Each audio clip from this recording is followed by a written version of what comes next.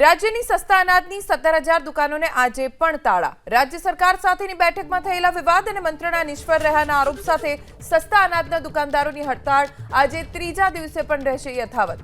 ગઈકાલે અમદાવાદની કલેક્ટર કચેરીમાં મળેલી બેઠકમાં પુરવઠા વિભાગના સચિવ મોના ખંધાર અને ફેર પ્રાઇસ એસોસિએશનના પ્રમુખ વચ્ચે ઉગ્ર બોલાચાલી થઈ। સરકારના સચિવ બેઠક છોડીને ચાલ્યા જતા પ્રહલાદ મોદી છંછેડાયા। રાશનિંગના દુકાનદારોના રાજીનામા આપવાની ચીમકી અપાઈ। बैठकनी शुरुआत में सचिव और फेर प्राइस एसोसिएशन प्रमुख प्रहलाद मोदी वच्चे उग्र दलील थई। दलील बाद सचिव और प्रहलाद मोदी बैठक छोड़ीने रवाना थया। सरकार पर तानाशाही चलावવાનો आरोप लगावी प्रहलाद मोदीए आंदोलन चालू राखवानी जाहेरात करी। साथ ही स्पष्ट कर्युं के कोईपण दुकान खोलवामां नहीं आवे। अमे तमाम लोको राजीनामा आपवा माटेनी तैयारी करी रह्या छीए। आरोप लगाव्यो के बैठक कोई चर्चा माटे नहीं परंतु बीजी बधी बाबतोनी धमकीओ आपवा माटे बोलाववामां आवी हती। हड़ताल मक्कमताथी आगळ वधारजो। आपणे सफलताना आरे जई रह्या छीए।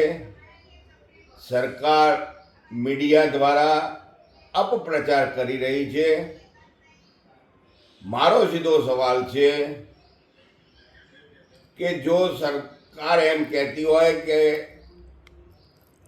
हड़ताल असफल थई छे तो रविवारना रजाना दिवसे गुजरातना बधा ज कलेक्टरो, बधा ज डीएसओ, बधा ज मामलतदारो ने शा माटे दौड़ धमाल करवी पड़ी।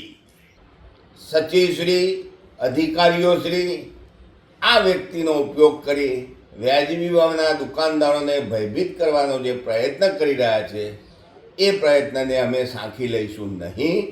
अने मारी सीधी मागणी छे के पहला आ करो एटले तमने खबर पड़शे दूधनुं दूध ने पाणीनुं पाणी।